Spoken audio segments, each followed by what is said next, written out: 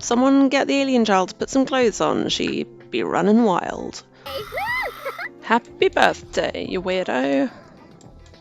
Okay, this is not a healthy relationship.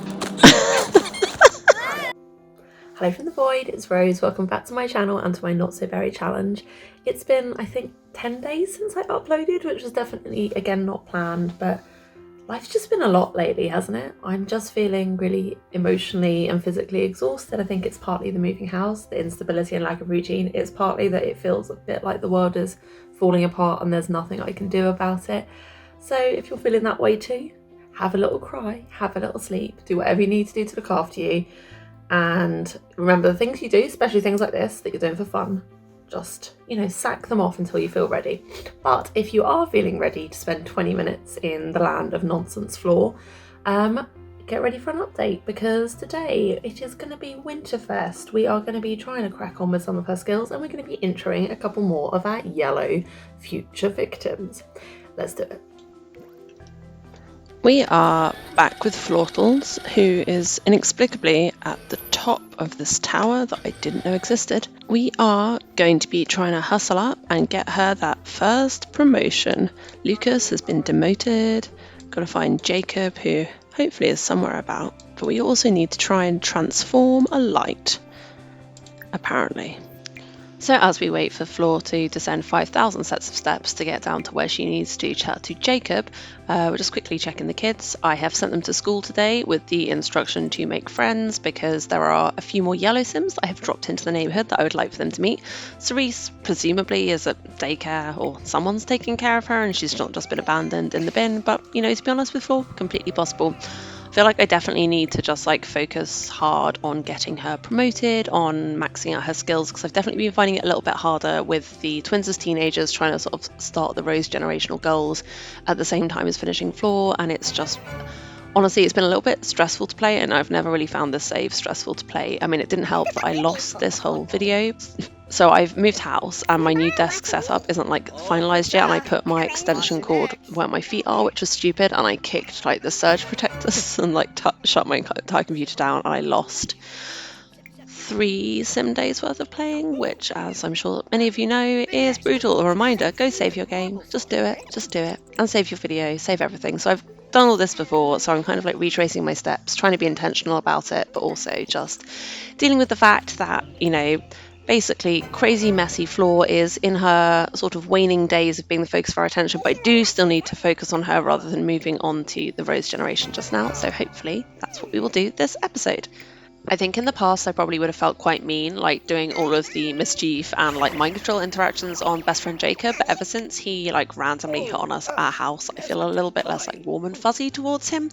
Flor is chaotic enough on her own, she needs her friends to be solid, and he knows her well enough to just not have been that way. So yeah, Jacob, sorry about it, but you are now gonna get frozen and clothes changed, and here, drink a tainted serum. Also, it's just whoever's closest, because I really just do want that promotion at this point, and Flor has no morals, so therefore I have no morals. And Lucas is next, so let's go mess with him. Carmine has met Chelsea at school, which is not who I was looking for. We are looking for Marigold and Blaine. Where are you at, girls? But yeah, that just keeps happening. If anyone also knows how to turn off the notification every single bloody time one takes a screenshot, could they please let me know, because I keep turning it off in settings, but it doesn't work, and I don't know why, and it's driving me a little bit mental, if I'm completely honest. Yeah. At least Lucas got to go sleep on the bench instead of being forced to sleep on the ground. Yep, you're an alien, Abe. We knew this to be the case. Although now he's claiming his name is Alan. I'm sure it used to be Abraham. I don't know if we can discuss work with Jacob because he's asleep. And oh, is it Flor's birthday today? It is.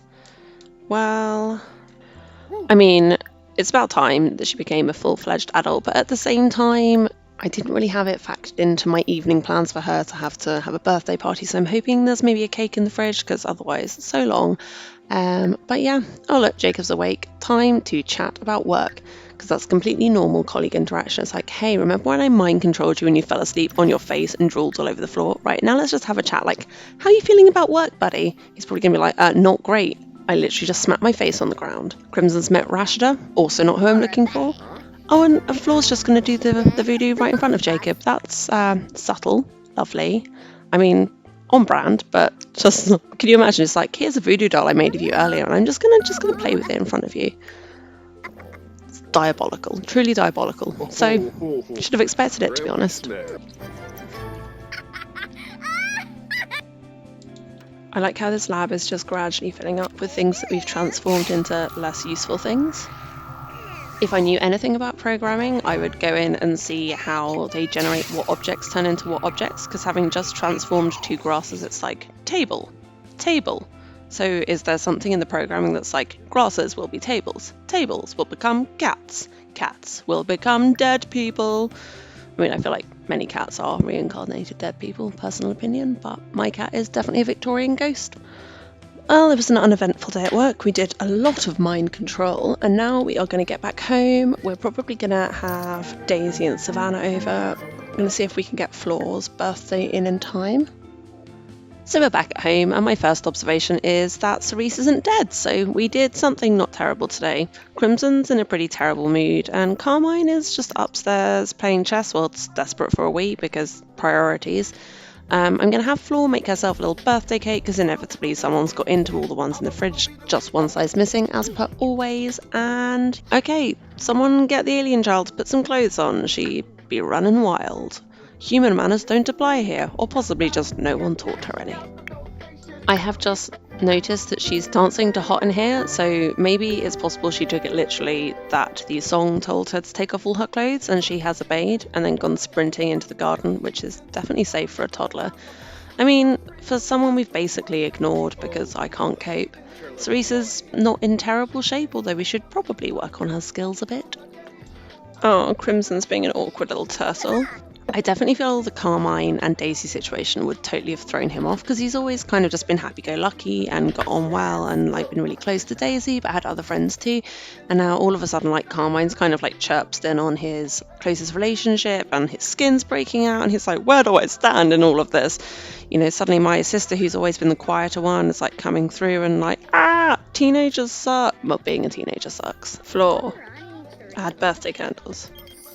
What? I have no idea who you are. Sorry, random lady. Happy birthday, you weirdo. Gonna age up for me? Yeah?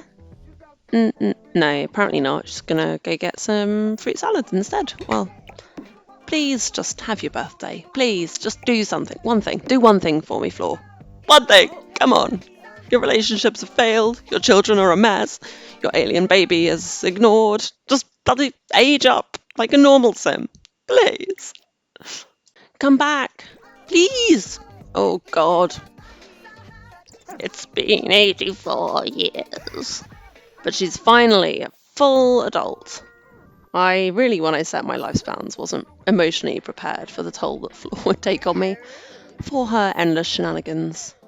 We've still got like 20 days before she becomes an elder or something, and I just kind of worried she's like never going to die.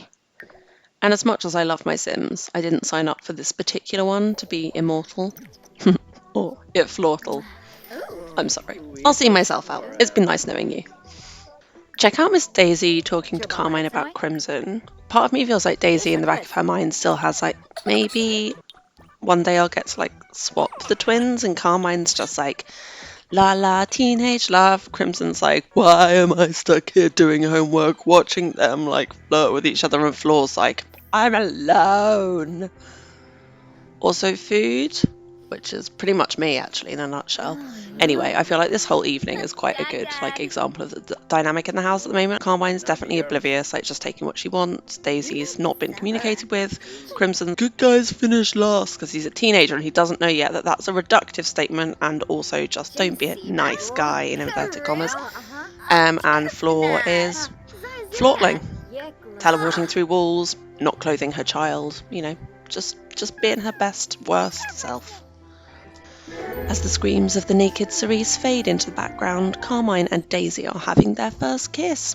This is a little bit quicker than I'd normally go for a teen romance because, like, despite the fact they look 21, they're like still quite young within their teenagehood. But because of the serial romantic trait, I do need to like hustle things along a bit. So basically my plan is that I'm going to make them official, cute, because, you know, Crimson still hasn't said anything, Daisy still hasn't said anything, Carmine's the only one that's like actually been assertive and been like, this is what I want, and everyone's just gone, yeah, I guess. And like Flor is not the kind of parents that would be like, seems like maybe this isn't actually what some of the people involved in the situation want, so she's just like, yeah, whatever. Hold my child. Whilst I finish Flor up, I'm going to let Carmine and Daisy like date, be high school sweethearts, and then sort of set up the chaos for as soon as Flor has maxed out all of her skills. So we will see. But I am going to, as I said, introduce some more of the yellows in just a wee moment, hopefully. Oh my god, what? Oh my, this is a Strangeville scientist and Luna Villarreal, one of the trust fund babies, having a fist fight on our doorstep. And again, really? Okay, this is not a healthy relationship.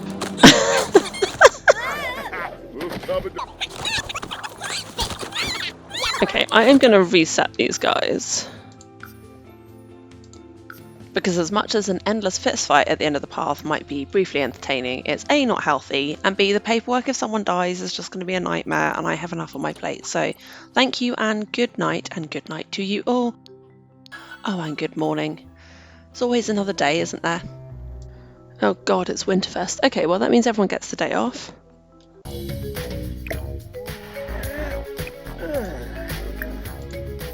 This is an absolute bop, unequivocally. A bop. Gonna have a little tidy up, make some space for a Christmas tree maybe, and oh my god, no way, no. I finally got them out of the window void. If you've been watching from the beginning, you will know that a long time ago I managed to get some of my element collection somehow stuck in the nether realm, and it appears I've got them back. Oh, it's a Christmas miracle. So I've got quite a few things I actually want to accomplish through Winterfest, the first of which is actually having Curtis over to give him a key, which I have failed to do. But it just seems a nice opportunity to spend some family time together, get caught up, make sure he's got access to his kids, check he's alive, you know, all that kind of thing. So he's going to come over, and then we have one slightly more like story progression based thing to do. Crimson, yeah, sure, Flor's definitely going to give you good advice. Bury your emotions. Bury them. Do a workout. Internalize that rage. All Cerise wants for Christmas is for someone to give her some food. I do keep trying to pay attention to her, but it was such a...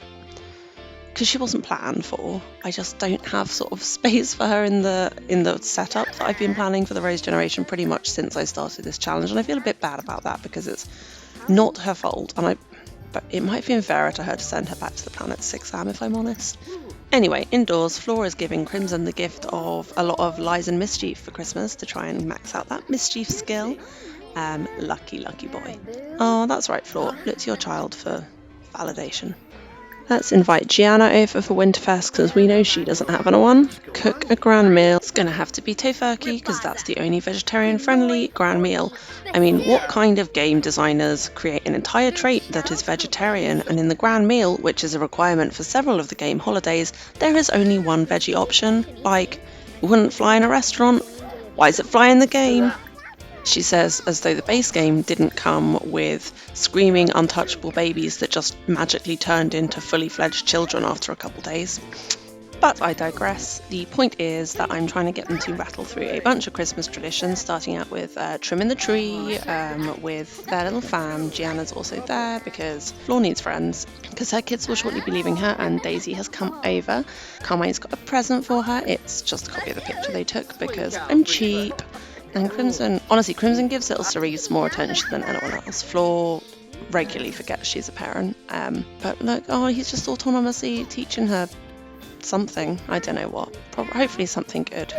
Karma's just like tossing tree decorations about. She is her mother's daughter, which bodes horribly for the Rose generation. I mean, it will be entertaining. Flor's now going to pay Gianna some attention, which may be bad news for Gianna because it appears that Flor's remembered that she wants to max out her mischief. Oh, and she's naked.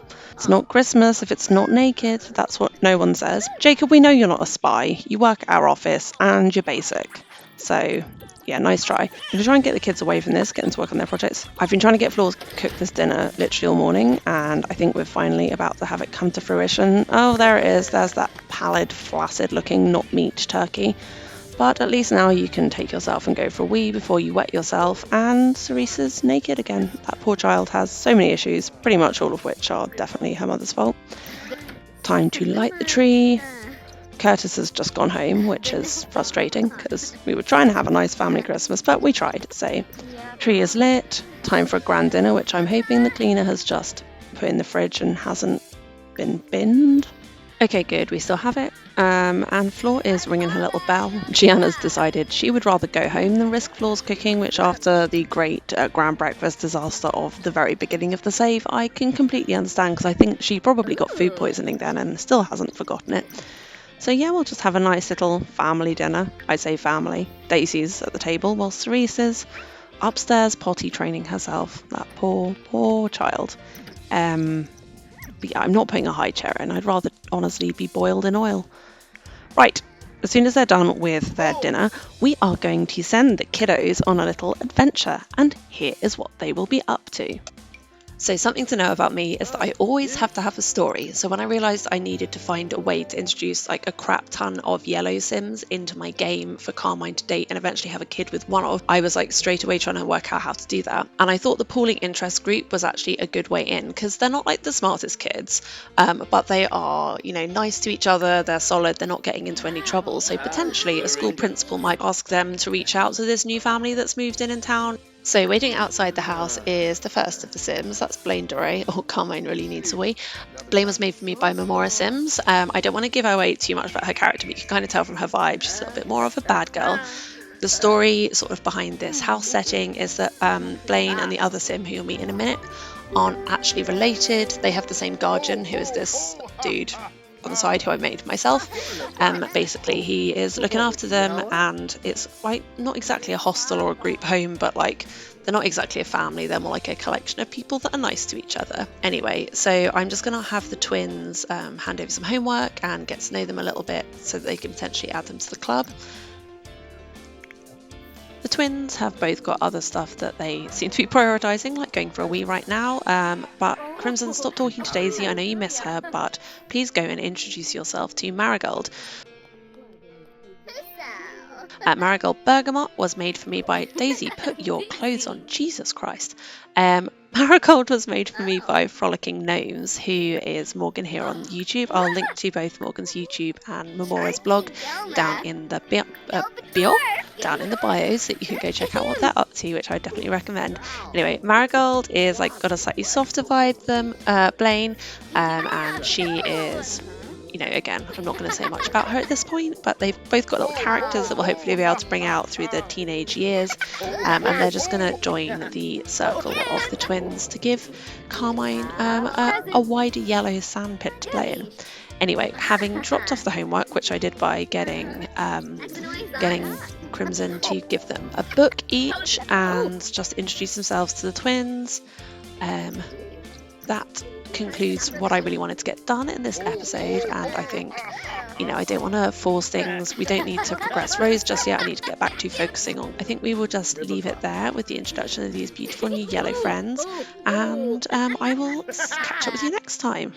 I definitely didn't get as much done that episode as I was hoping to. I was thinking maybe this one and then one more and we'd be done with Flor, unless something completely Flor and random happened. But at least everything is now like properly set up for Carmine, so I can leave her alone and like very much like hunker down and get Flor's skills to where they need to be in the next episode. If you are enjoying spending time with my nonsense, it would mean so much to me if you would give me a little thumbs up. It's just there. And also maybe leave a comment, tell me what you're thinking, tell me what you're feeling. Just tell me if you're having a really shit day and what you do to make you feel better, or if your sim did something stupid, because mine always do. I've been playing some country living, replaying the first generation of my Poison Garden challenge that I wrote, just to kind of test out some rule tweaks I did. yeah, so just say hi, let me know what you've been up to, subscribe if you want to hang out with me again, and yeah, just a reminder, look after yourselves. Be kind. It's terrifying out there, and we deserve safe spaces and joy so that we have the energy to go fight the fights. I'll see you next time. Love you. Bye bye.